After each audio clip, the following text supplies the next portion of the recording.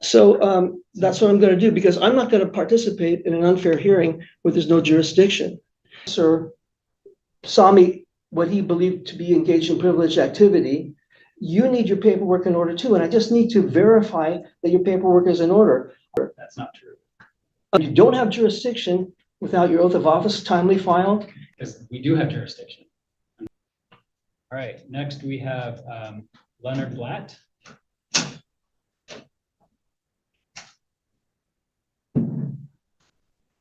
Morning, Mr. Blatt. Morning, pleasure to be here. So, Mr. Blatt, you filed various motions to dismiss the driving with suspended license third degree against you. I've read all of it. Again, we are getting kind of late in the morning here. Is there anything you'd like to say that is different from what, or that you'd like to highlight from the motions that you filed? Well, first, may I ask the court to identify yourself and the prosecutor? Certainly. I'm Court Commissioner Jacob Stillwell. Uh-huh. And prosecutor today is Ford Libby, Rule 9, supervised by Rosemary Fitzgerald. Okay. Yes. When the officer stopped me, he asked me for paperwork and simply accused me of a paperwork violation. He asked for three things: license, proof of insurance, and registration. Anyone who's engaged in a potentially hazardous activity like operating a motor vehicle has to have his paperwork in order, especially insurance, because he can cause damage with his car. Excuse me. Same thing is true with yourself, because being a judge is a potentially hazardous occupation because it involves violence. No one can be put in a jail cell without unwanted touching. And a lot of damage can come to people if a judge does something wrong. And as a person who has been through a family court and witnessed how unprofessional and out of control the judiciary is here in Washington, and I think you know that the reputation of the legal system in Washington is very bad. I mean, even at one point, the federal government had to come in and supervise and babysit the police because they weren't being controlled. So I'm going to just try to frame what I'm looking for. Because again, I did read what you briefed. And so maybe it would be helpful if sort of I outline my thinking here. I'll give you a chance to respond. I'll give the chance for the city of Tumwater as well to weigh in here. But let me just kind of start where I'm at. That sounds good. Sure. Okay. All right. Because I know a lot of your arguments are sort of based on sort of overall authority to enforce these laws against you. So I'll sort of start there. Right. The Revised Code of Washington, which is the state legal code that is applicable here to criminal offenses related to driver's license. It provides that RCW 4620-342 that it's unlawful for anyone to drive a motor vehicle in the state while the person has a suspended or revoked driver's license. The allegations against you is that you were driving a motor vehicle on a public road with a suspended driver's license. Now, those are still allegations against you. That hasn't been proven. But the city of Tumwater is within its authority to pursue that prosecution because you were allegedly driving a car with a suspended license. And so I know you've raised a number of concerns around that. One of them being, right to travel. You do have the right to travel. You don't have a right in any particular mode of travel. So driving a car does trigger certain legal requirements. Excuse me. I've been in this court already, I think this is the fifth time, and each time I've heard the judge make the arguments that the prosecutor is supposed to make. In other words, the judge has been prosecuting. May I get back on track, because I was making a point. I was heading toward a point when you asked to interject. Sure. Okay, so we need to take care of some preliminary matters first. Just as I had to produce paperwork when an officer saw me what he believed to be engaged in privileged activity, you need your paperwork in order too. And I just need to verify that your paperwork is in order. I am eager to argue my motions, and I'm eager to hear the prosecutor's response. But first, we need to know if you have your license to operate, which is your oath of office. That's analogous to a driver's license. It's because nobody has a right to be a judge. It's a privilege. And also your bond, your official bond through a surety company is analogous to insurance for a driver. Because if I'm injured in the course of these proceedings, I need to know that I can be compensated. So You are welcome to file a public records request asking for any documentation around my authority as the court commissioner or anyone else's. right, and I couldn't do that because I didn't know who would appear today as a judge. I mean, I asked before and I couldn't get a clear answer. Also, your bond is supposed to be filed with the county clerk. And with your permission, I mean, I want to make it easy for you. Don't want to make you produce it for me. I could go around the corner to the same building here and verify that your bond is filed with sufficient sureties. So we're not going to do that today for relevancy purposes here, because what's relevant here is not anything related to me. It's related to allegations against you driving.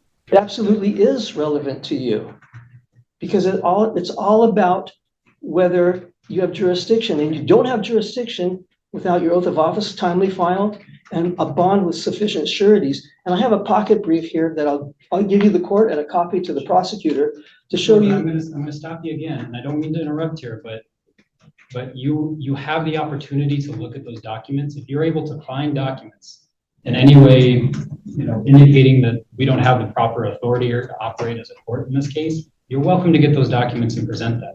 But we're not, during the course of the prosecution, going to chase down every indication without any supported evidence that something's amiss here. So if you have something through a public records request, you're able to bring it, but we're not going to chase down all of those arguments as they pop up. We're not going to play whack-a-mole necessarily with arguments being made without evidence. So if I've told the officer who stopped me that I have a driver's license, I have insurance, trust me, it's your job to go look for it, not mine to produce it, what do you think he would have done? Well, I don't know. I wasn't there. Well, we all know what he would have done. He would have said that, don't cut it. So these are all comments that you made in your briefing. So I'm going to, again, remind you, I've read those arguments that you made. I'm going to give a copy of my pocket brief showing that the judge and prosecutor both require bonding and insurance. And with your permission. And if you have evidence that there hasn't been proper bonding, you can certainly bring it. Well, that's my evidence, my testimony here. Right. Well, you're not alleging it hasn't happened. I am alleging it hasn't happened. Whatever. I am alleging that. Whatever. With your permission, I'll give the court a copy of the pocket brief I just gave to the prosecutor. Sure. But then I'm going to turn it over to the prosecutor to have an opportunity to respond. Isn't it my turn to present my motions? Yes, and you have, and you. No, I have not. You have. You provided written motions.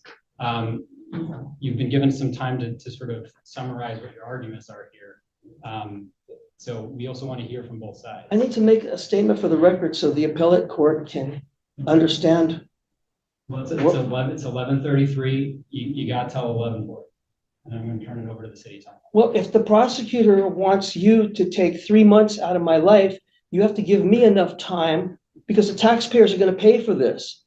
You see, when the officer first stopped me, it was mistakenly thought that I would pay the $66 fine or ever how much it is. And what's going to happen is the opposite. The plaintiff is going to house me, clothe me, feed me, take care of all my needs, medical needs and everything. And I'll get to watch television. I love to watch television. And I love to kick back and relax. And that's what's ultimately going to happen. But we're going to go through due process first. I won't be denied due process. So every district judge, this is RCW 3.34.080. Every district judge pro tempore, and district court commissioner shall, before entering upon the duties of office, take an oath to support the Constitution of the United States and the Constitution of the State of Washington. And as far as bonds, every judge of a municipal court, before entering upon the duties of office, shall take and subscribe the following oath or affirmation. I do solemnly swear or affirm that I will support the Constitution of the United States and the Constitution of the State of Washington, The judge shall also give such bonds to the state and city for the faithful performance of the judge's duties as may be by law, ordinance, or directed. The prosecutor's bond, every county official before he or enters upon the duties of his or her office shall furnish a bond condition that he will faithfully perform the duties of his or her office. Prosecuting attorney shall file it in the amount of $5,000 with sureties to be approved by the proper county legislative authority. Tumwater police officers also have to have a bond, and that's RCW 35A.12.080. As far as, so it's very, very important. It's not just a joke or something that's not important. It's very important that you have an oath of office on file, because from what I've observed in this court and many, many courts throughout the last 40 years living in this state, that judges hate to follow the Constitution. They despise it. So I need to ascertain that you have a timely filed oath of office. Now, I did make a public disclosure request for all the judges that might be operating in this court, and I have them here. I want to make sure your name is on it. I have a oath of office for a John Tunem. It's not you, right? Remind you to, we've got till 11:40, it's 11:36. What if it takes longer? Because sir, I'm telling you again, I've read what you've written, and you're frankly not making arguments that are relevant to your prosecution. You're allowed to speak, but unless if you have evidence and if you have evidence there that you wanted to present to the court, you should look at it beforehand and then make an allegation. I did. Well, you're reading through the response to your public records act. You said I should make a public disclosure request for your oath of office and bond, and that's what I've done. And here I'm going through it. Right, you should go through it before the hearing. Well, I didn't know who you were until I just sat down here. Well, I didn't know who the prosecutor was. Your Honor, I don't want to belabor the point, but just to make sure that we're being as effective as possible here, this just falls outside of the scope of today's hearing. I know. No, it does not, because my brief addresses the importance of obeying the Constitution of the United States and the state of And Washington. I can tell you, I have my oath of office. I took it a couple of weeks ago. Granted, I'm newer here, but I took it in this very room. Well, I could not find it unless it's here, because I was given all the oaths of every judge that could possibly be working here. That's what I requested. I also have an oath of office for, it's John Tunham again. He gave me a few. We are As gonna far turn as it over at bonds- 11:40, just so you know. As far as bonds, Joel L. Lapierre is supposed to have a bond. That's not you though, right? What is your bonding number? I don't know, off the top of my head. Okay, so before we can proceed, we have to take care of this preliminary matter. That's not true. Well, You are welcome to bring evidence that I'm not a correct judicial officer for this, but again, we're not going to play whack-a-mole. you're supposed to prove it to me, That's just not like the I was case. supposed to prove it to the officer that stopped me, that my paperwork was in order before engaging in a privileged activity. I certainly believe that, but that's not the law. You don't, can you cite the law then? No, you're asking me to cite a law that doesn't exist. A judicial officer does not need to present their bonding number to every defendant. But you need to have a bonding number, and we've determined that you don't. I requested the bonding information and the oaths of office of every judicial officer that could be working in this court, and they gave it to me all here, but your name doesn't appear to be on it. Well, That's prima Is there- facie evidence that you don't have an oath of office or bond. okay, well, then you can file a motion on that specific question if you'd like, but you've got 2 more minutes for this morning. Okay, I'd like to file that motion right now. You don't have it. You got to go file a motion. I can make a verbal motion. I can make it orally. Do you want me to find the RCW, the statute that allows me to make it orally? Sure, and then you can go and you'd have to, well, I can't give you legal advice, but. You gave me a lot of legal well, advice I'm today. explaining what the law is. The I'm not prosecutor advising said nary a word. you. You got one more, well, because we've been giving you a chance to speak, and you've got 1 more minute before we're turning it over to the prosecutor. Well, I have to determine whether we have jurisdiction here. No, that's not up to you. Well, it's up to you, but you're not making a decision on it. Because we do have jurisdiction. I'm telling you I have an oath of office. But that's not enough. Me I don't telling the have police to. officer I have a driver's license is not enough. The allegations that you did not have a valid driver's license. Yeah, a surgeon telling his licensing authority, I have a license, without proving it is not enough. We have prima facie evidence here that you don't have an oath of office or bonding.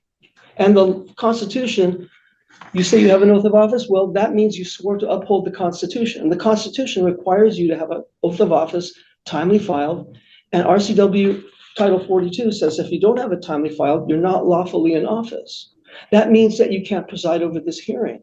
And to the extent you want an answer right now, I'm denying that motion. If you want to file something in writing that goes into that in more detail and provides some kind of evidence that I don't have authority, you're able to do that. I don't know when you made your public records request. It might have been before I took my oath of office, but we're out of time for your arguments at this What is, point. how do you spell your name? S-T-I-L-L S-T-I-L-L W-E W-E L-L, L-L. first name Jacob with a C. Okay. I'm going to not participate in an unlawful hearing. So I'm going to go over to the clerk's office and try to get your oath of office and bond. And if they have it, I'll be back here and let's proceed. I'm actually eager to do so. Well, we're going to have to file a motion. We're not going to probably be here anymore when we come back. We close up at noon. You don't operate after lunchtime at all? Now the calendar is going to end at noon. So if you find something, you can file a motion, but we're not going to stay open just so you can go do your public records. Okay, well, I came here at 9 o'clock because I thought things would start then, and I had to endure watching all this. So we're out of time at this point. So that's what I'm going to do, because I'm not going to participate in an unfair hearing where there's no jurisdiction. I will file another motion. Final comments here, because we got to move on. My final comments are this. We're going to assume that you don't have an oath of office timely filed or bonding, so you can't proceed over this hearing. You can It's go get simple. evidence of that. You can come back, but until then, we're going to, unless the prosecutor has anything to say. Okay, so then since I object, Sir, I'm moving it over to the prosecutor. so since I'm Sir. wait, I have a right to make my motions. I have a You right to have- argue my motions. Sir. I brought this hearing. I understand. not the We're going to prosecutor. move on. I brought this hearing, not the prosecutor. We're going to move on. So I'm going to ask you to recuse yourself since you're not, All right, well, if there's been a request for recusal, perhaps I won't be here at the next hearing, but that's going to be it for today, okay? Free to go.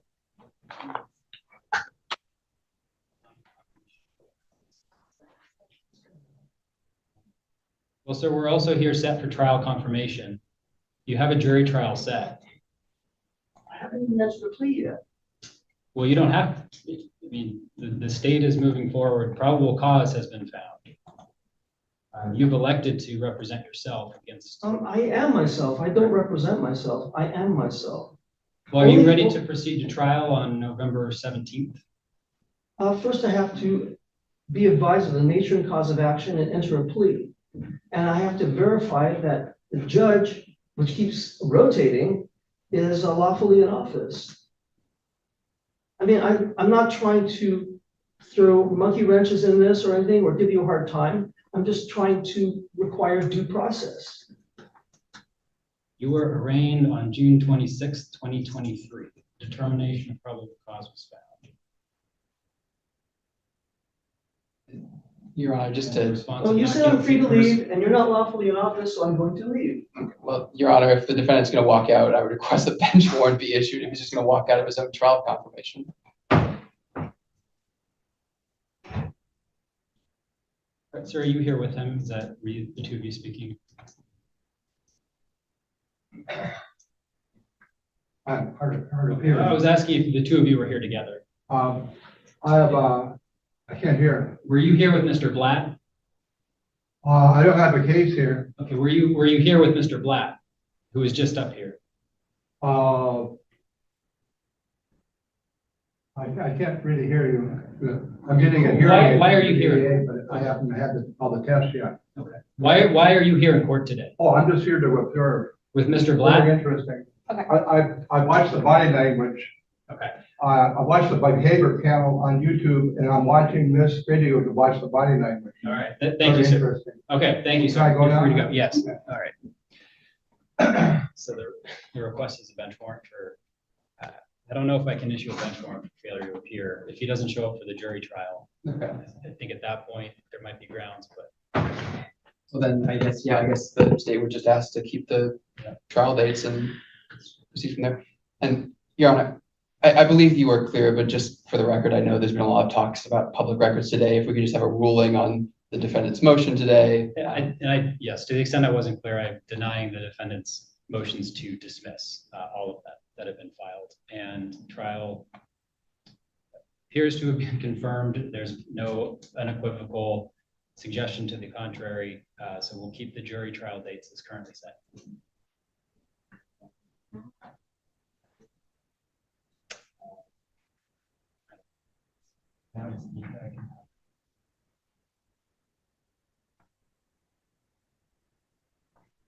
Your Honor, the state would request that the court still order the panel at that. We would ask to go forward with the trial date at that time. If the defendant is not present for the trial date, the state would likely renew its motion for a warrant. Right, that makes sense. Thank you, Your Honor.